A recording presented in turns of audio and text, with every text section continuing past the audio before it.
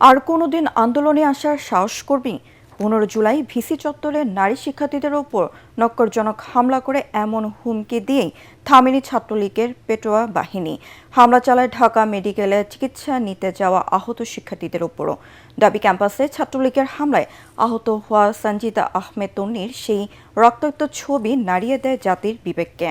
তিনি বলেন, 5 আগস্টের পর একটি গোষ্ঠী জুলাইকে কুক্ষিগত করার চেষ্টা করায় গণ অভ্যুত্থানের আকাঙ্ক্ষা পূরণ হয়নি। জুলাইয়ে উত্থাল সেই দিনের কথা আরও একবার মনে করিয়ে দিচ্ছেন মুশফিকুর রহমান। এই আত্মস্বীকৃত রাজাকার, তার জবাব তারাই দেবে। ধানমন্ডির দলীয় কার্যালয়ে 24-এর 15 জুলাই আওয়ামী লীগের সাধারণ সম্পাদক ওবায়দুল কাদেরের এমন বক্তব্যের পর বেপরোয়া ছাত্রলীগ হয়ে ওঠে আরও মারমুখী। যারা বাড়াবাড়ি করছে সবকিছুর জবাব দেওয়া হবে।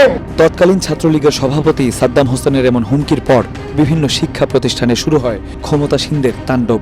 ছাত্রলীগের ছেলেমেয়েরা বাসের 3 সাইড থেকে আমাদেরকে ঘিরে ধরে, একদম সিরিয়াল ধরে লাঠি নিয়ে দাঁড়িয়েছিল যে আমরা যে বের হব ওইখান থেকে সবাইকে আসলে মারবে। একটা ইট এসে আমার মুখের উপর পড়ে এবং আমার চশমা কাঁচ ভেঙে যায়, চোখের নিচটাতে একটা গভীর ক্ষত হয়ে যায়।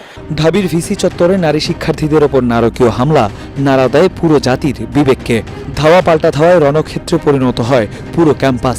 আন্দোলনে যাওয়াটাই যেন শিক্ষার্থীদের অমার্জনীয় অপরাধ। আমরা যে আন্দোলনে আসার সাহস করছি এটা নিয়ে কোশ্চেন করতে হবে। মেয়েদেরকে ওরা স্পেসিফিকভাবে মারতে থাকে এবং জিজ্ঞেস করে, তোরা আর কোনোদিন আন্দোলনে আসার সাহস করবি? আহত শিক্ষার্থীরা ঢাকা মেডিকেল কলেজে চিকিৎসা নিতে গেলে সেখানেও হামলে পড়ে ছাত্রলীগের সন্ত্রাসীরা। সরকার হিসেবে নিজেদের পাওয়ার প্লে করতে করতে আসলে সাধারণ জনগণের মতামত, তাদের চিন্তা ভাবনাকে গণ্য করা বাদ দেয়। তারা মানুষকে মানুষ হিসেবে ভাবা বাদ দিয়ে দিয়েছিল। 15 তারিখে যে মেয়েদের আক্রমণ করা বা চিকিৎসা নিতে আসা রোগীদেরকে আক্রমণ করা, এটা জাস্ট ওই চিন্তাধারারই প্রতিফলন ছিল। অনেক ত্যাগ তিতিক্ষার পর স্বৈরাচারের বিরুদ্ধে আসে চূড়ান্ত বিজয়। জুলাই যোদ্ধা সঞ্জিদা আহমেদ তন্নি মনে করেন, একটি গোষ্ঠী জুলাইকে নিজেদের বলে দাবি করায় ভেঙেছে ঐক্য, অপূর্ণই রয়ে গেছে গণ অভ্যুত্থানের আকাঙ্ক্ষা। 5 আগস্টের পর থেকে দেখা গেছে স্পেসিফিক একটা মানে জনগোষ্ঠী, তারা হচ্ছে জুলাইটাকে নিজেদের করে দাবি করার যে চেষ্টা করা, সেই চেষ্টার কারণে কিন্তু আসলে আমরা যেই লক্ষণে সবাই এক জায়গা হয়েছিলাম সেই এক জায়গাটা কিন্তু আর এখন নেই।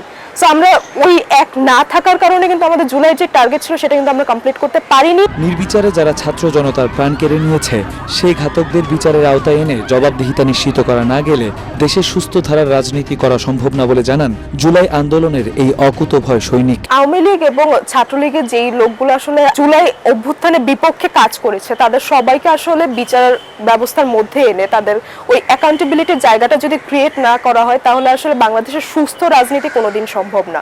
মুশফিকুর রহমান, এটিএন বাংলা, ঢাকা।